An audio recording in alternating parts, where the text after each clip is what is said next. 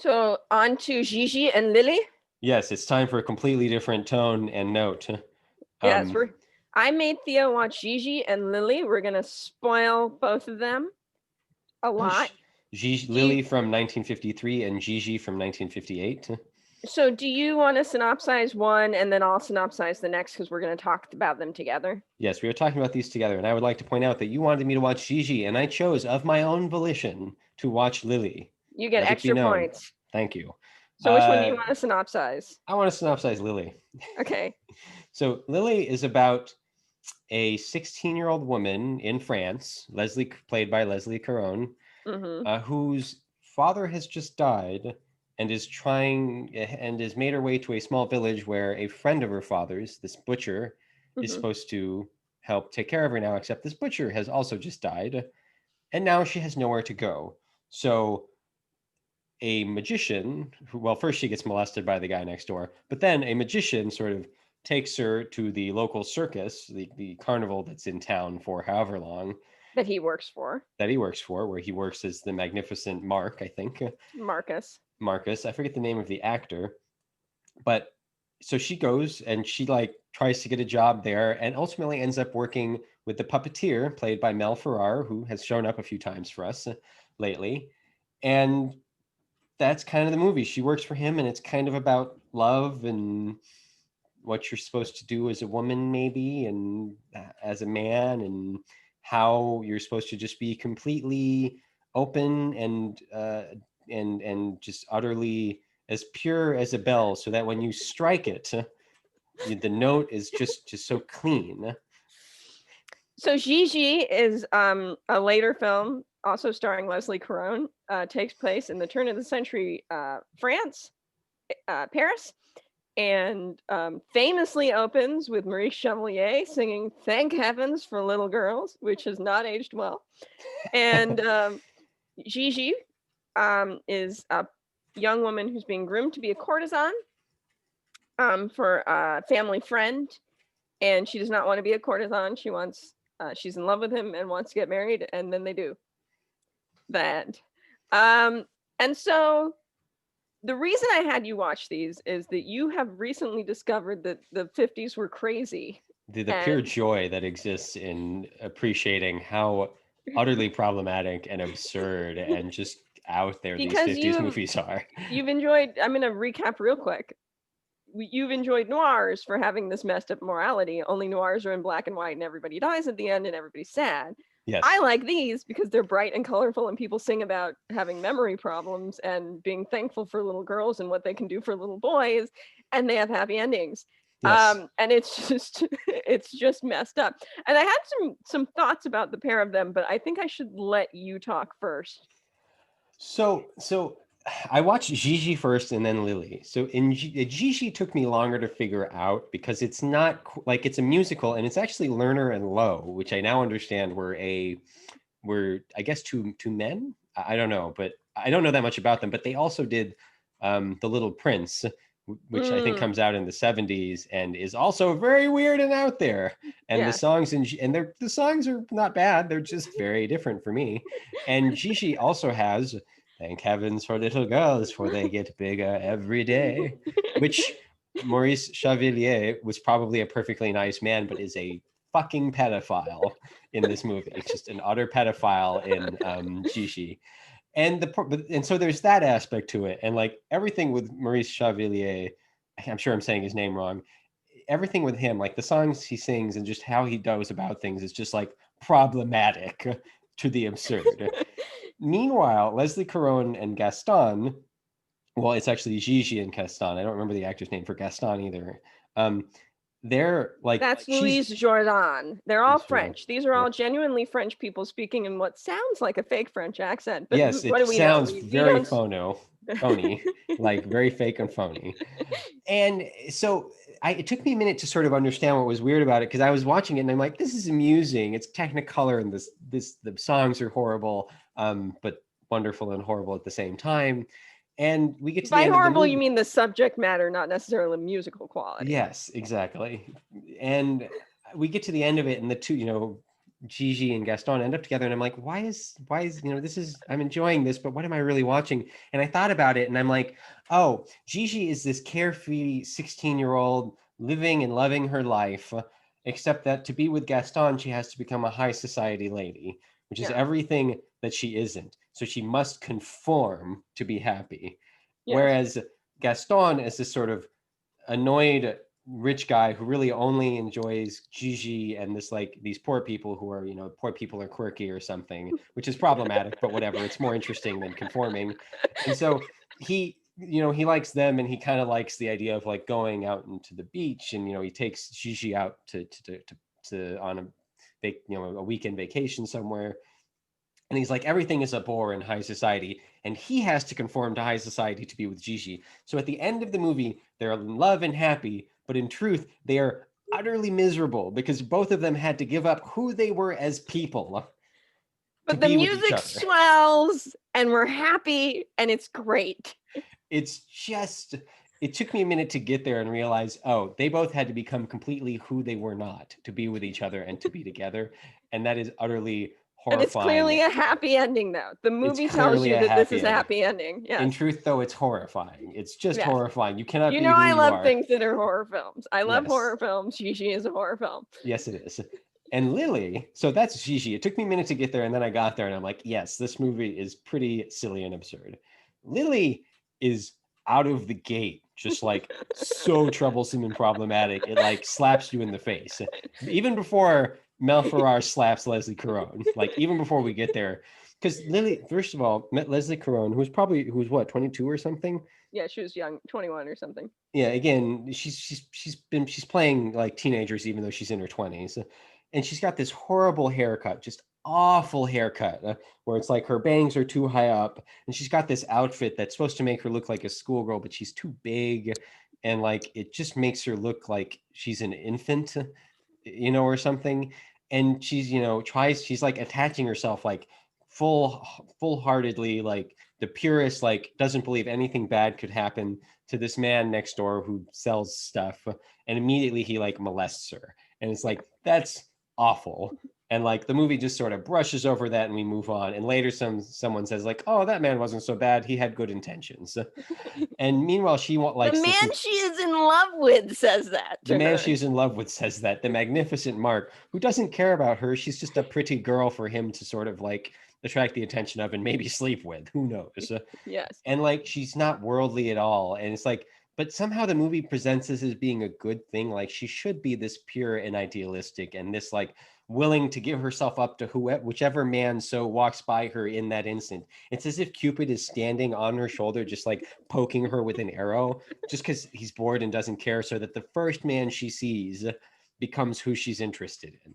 And it is so like, again, we talk about like people say like the millennials are all crazy and don't know anything, and there's all this stuff wrong with them. And it's like, this is 1953, and this was a popular movie. Like there is, oh my God, I'm surprised we don't have just like swaths of women laying dead everywhere because they just trusted every man, and that man was a serial killer. Like just swaths. Well, the 70s happened, and I don't blame women for. You're sounding like you're victim blaming, which I'm not. I'm not trying to victim blame. I'm just saying like this movie teaches some really bad lessons. And not all women are susceptible to just watching a movie and being like, oh my God, I'm going to be exactly like that main character. No, but like the way this movie makes it seem like, just like, oh my God. Yeah. Anyways, later, the other parts, I mean, that's just some of the movie. The rest of it is like grumpy Mel Ferrer speaking to her with puppets, like talking her down from a suicide with puppets, and like slapping her in the face, and later talking about how she's a pure belle to be stricken or whatever. And it's like, they definitely don't mean for it. I don't think they mean for it to touch each other like that, but like, whoa, that's just some really stupid lines. Well, and you're just talking about the ending of Gigi, where it's like, oh, they both conform, so now they're no longer themselves and they can live together. Like the ending, it's like, oh, this is a 16-year-old entering an abusive relationship, and that's the end of Lili. And how old is Mel Ferrer supposed to be? He's like, I think he's like just like 37 or something in real life, except he's 37 and she's supposed to be 16, but he's never given an age. And it's like, I mean, okay, look, we gave My Life with James Dean a pass the ages there make me a little uncomfortable, but there are reasons we gave it a pass. We don't need to go into it, right? Right. This movie does not get a pass. There is no pass for Lily. It is problematic that they end up together. And worth mentioning too is like these are not like weird fluke films. Like these are the most popular movies of the years they came out in. Academy Award nominees. And yet nobody, how many people really remember them, I wonder? Well, Gigi, I think, is still pretty well known. I don't think Lily is as well known, but I think you touched on it pretty well. But what I've been thinking about it is, yeah, you've just danced around the edge of what I want to say. Karina Longworth talks about Marilyn Monroe, to go back to what we were talking about before, in that her difference between Jean Harlow and Marilyn Monroe was that Marilyn Monroe doesn't wink. She's wholehearted and sincere, and there's that quality to her, whereas Jean Harlow is always kind of like, you're in the joke with me, right? Yeah. I think that these movies, when they wink and don't wink, is like, because there is a self-awareness in the movie Gigi. Sometimes. Like there's this whole thing where Gaston's, is told to break up with his mistress. He's told to do it in a very public way, like Marie Chevalier's character is pushing him to do this. And then she attempts suicide and everybody's like laughing about how but to me, there's a winking quality to that. The movie knows that it's being dark. The movie knows that this is satirical, that we're making fun of a certain kind of high society French attitude. Sure. So that then we can reaffirm our American. And this is Gigi was directed by Vincent Minnelli, Liza's daddy. Yeah. So who's American. The movie is for Americans. It just takes place in France because French people are cool. Yeah. So there's that quality where the movie is letting you in on the joke. Like we're making fun of these people and the way they think, right? But then there's stuff like Thank Heavens for Little Girls, which is like dead serious. Yes. And then there's that ending, which is like, no, really, like this is a happy ending. Yeah. Lily, I don't think ever winks. I think with absolute honest sincerity, and I don't want to demean people who work in carnivals or do puppets, but even there's something even bizarre about like, yes, Lily is talked out of killing herself by some puppets, but then they become a huge act because people like watching Lily talk to the puppets, so much so that they then get poached to like do this other thing. And it just seems so strange to me. I don't know how carnivals work. It just felt very like, I don't know. Is this like a small act showing up at like Cirque du Soleil or something? I don't know. And it's clear that Lily at times forgets that she refers to one of the puppets as her boyfriend by name. Like Carrot Top is my boyfriend, she says. Right, which is also weird because there's a Carrot Top comedian, and anyways, whatever. Right, but the point is that like there's no winking. There's no like, isn't it funny how she thinks the puppet's her boyfriend? It's like, no. She thinks the puppet's her boyfriend. Like it's very sincere, and it gives it this really odd feeling because you're watching it and you're like, I don't know. I don't know how to take this in.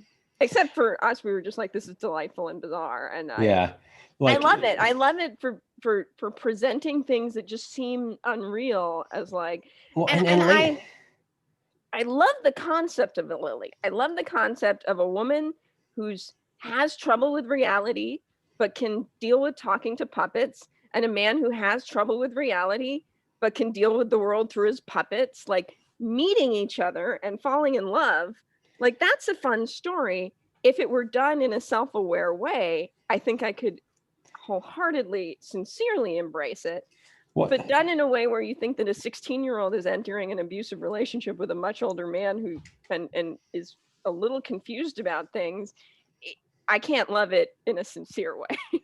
No, and like I can't either at all. And also Mel Ferrar's character is like his leg I don't know if it's just an injury or if he's missing a part of his leg. I guess it's never outright said, or maybe it is. He's injured. Yeah. He limps. And so like I like the idea of that character then becoming a puppeteer. There's some symbolism there, and Lily has these great fantastical thoughts in her head. The whole, I don't mind the idea of, again, somebody who has trouble living in reality, having all these fantasies. You're right. It's an interesting idea. And I could see a good, like, honest, good movie with serious or not tones in it being made of this. But that's not what Lily is. Lily is, as you say, you kind of have to love it because it's so bizarre and wrong. I mean, there's this, and also there's this surrealist, fantastical scene at the end where she's like leaving. It's our last scene in the movie of Lily, Right. and she's got, she's going through with her puppets, and so they've got these full-size real puppets, and they look terrifying to some degree. And then they turn into Mel Ferrar, who sort of looks at her and like floats away. And so it's like, but at the end, the one that she goes up to hug after she figures out what's going on in her fantasy is the cowardly character, which is like, oh, she has to love the cowardly side of Mel Ferrar too. And I'm like, that's kind of a clever idea, and I'd like it and really think something of it if it wasn't in Lily. Yes. But in a way, does Bo of Bus Stop come off better because he has to grow as a person in order to get Marilyn Monroe? Whereas I'm not sure that Paul, the hero, like, does he learn anything before he gets Lily? Like, she has to go dance with some life-size puppets to realize that she loves him, but he's just waiting back there. Yeah. Yeah. You're probably right. Yeah. I mean, he has to learn that he has worth even with a bum leg. And he learns that without Lily, with those other guys. So there's some character growth there. I mean, and again, it's weird to me how people, again, it's not necessarily like everybody's talking about Lily, so that's part of it. But like the critics of the time, like Bosley Crowther, who I question based on various things that I have read about him and his opinion, like really loved it. I am completely unsurprised to find out Pauline Kael did not care for it. Pauline Kael, according to Wikipedia, called it sickly whimsy and referred to Mel Ferrar's narcissistic, masochistic smiles. So, like, she knew. Like, I don't always agree with Pauline Kael. I think sometimes she twists herself in knots in order to make a movie she didn't care for sound bad. But I'm with her on this one. I think as a woman, she was like, something's wrong here. Like, I don't think this is right.